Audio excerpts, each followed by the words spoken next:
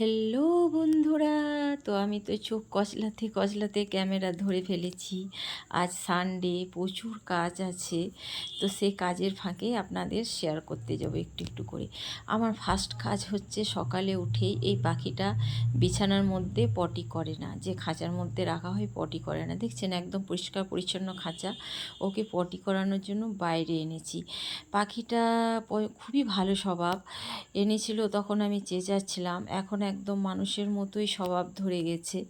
তো পটি যে পাখি সারা রাত করে না, বাইরে করাতে হয়, এই ফার্স্ট আমার অভিজ্ঞতাতেই দেখুন 2 জায়গাতেই কিন্তু ও পটি করে নিয়েছে। এবার কিন্তু আমি যেই ডাকবো ও কিন্তু খাঁচার মধ্যে ঢুকে যাবে, কারণ ও বাইরে থাকতে ভয় পায়।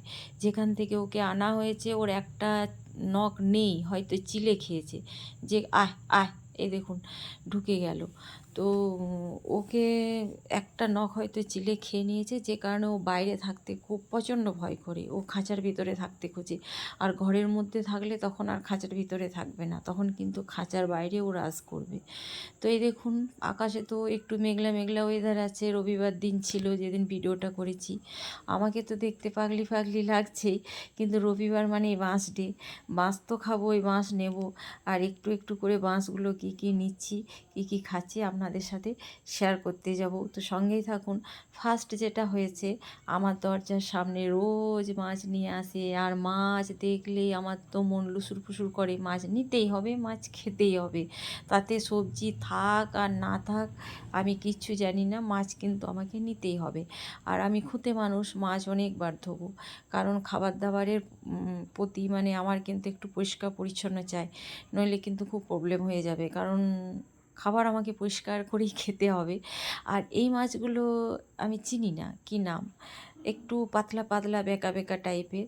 তো কারো যদি জানা থাকে এই মাছের নাম, আমার জানা নেই। আমি খেতে ভালোবাসি, মাছ আমি কিনে নিয়েছি, রান্না করে খাবো। তো আপনাদের বলে রাখি, এই দেখুন খাতা সারার জন্য আমি রেডি রেখেছি। আর এই মাছগুলো ধুতে ধুতে বলছিলাম, মাছগুলো আপনাদের পরিষ্কার পরিচ্ছন্ন মনে হচ্ছে, কিন্তু বিষয়টা হচ্ছে যে আমি লবণ দিয়ে চটকাবো, মাছে কিন্তু আবার নোংরা বেরোবে। মাছের যে একটা লেলে ভাব সেটা কেটে যায়। তাই মাছ যতবার ধোবেন একটু যদি লবণ দিয়ে দেন, তো মাছের পেটের ভিতরে যে নোংরাগুলো থাকে ছোট মাছের, সেগুলো কিন্তু বেরিয়ে যায়। এটা ছিল একটা টিপস। আর আমাকে তো দেখলেন বারান্দায় আমার খাতাপত্র পড়ে আছে, তো সমস্ত কাজের ফাঁকে ফাঁকে আমি একটু করে খাতারও কাজ করিয়ে রাখি, কারণ সংসারে একা, সংসারের কাজও করতে হবে। আর স্কুলে কিন্তু আমার থোবড়াটা দেখে কেউ আমাকে স্যালারি দেবে না, তো আমাকে সেই দিকেও তন রাখতে হবে। তো যে কারণে মাদুরের মধ্যে আমি খাতাপত্র, ক্যালকুলেটর, পেন সমস্ত কিছু আমি কিন্তু ফেলে রাখা আছে।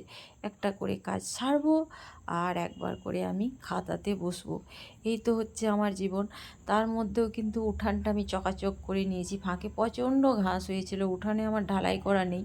এই দেখুন কিছু কিছু ঘাস যেগুলো শিকড়টা একটু বেশি, সেগুলো আমি আজ ছাড়াতে পারিনি। তো ডাস্টবিন দুটো ভর্তি হয়ে গেছিলো, হাজব্যান্ড সকালে ফেলে দিয়ে চলে এসেছে, কারণ এখন তো 10টা বাজলেই রোদ্দুরে আর বেরোনো যায় না। তো দেখেছে বউ ঝেড়ে পুছে রেখেছে, ও আমরা ফেলে দিয়ে চলে এসেছে সকালবেলা। তো চা তো খেতেই হবে, চাটাও আমি চড়িয়ে দিয়েছি। চা খেতে খেতে আপনাদের সাথে বকর বক করেই যাচ্ছি। চায়ে আমি একটু তেজপাতা নতুবা একটু আদা দিয়ে খেতেই ভালোবাসি। তেজপাতা দিলে চাটা একটু পায়েস পায়েস ফ্লেভার হয়, খেতে বেশ ভালো লাগে। আর আমি খাতা নিয়ে বসে গেলেই কিন্তু আমার পাখিটাও আমার কাছে এসে যাবে, আপনারা দেখতে পাবেন, ও কিন্তু আমাকে ছাড়া এক মুহূর্ত থাকবে না। চা তো আমার হয়েই গেল, এবার চা খাবার পালা। তো চা খেয়ে দিয়ে আমি যখন খাতাপত্র নিয়ে বসেছি, ও কিন্তু খাঁচার ওপরে থাকে, বারান্দার মধ্যে এক জায়গায় বসে থাকে। ওই দেখুন উড়ে নেমে গেছে।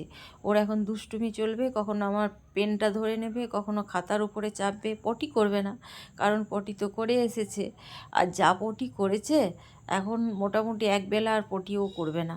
তো রবিবারে একটু বেশি কাজ থাকে, ঘেমে হাঁসফাঁস করছি।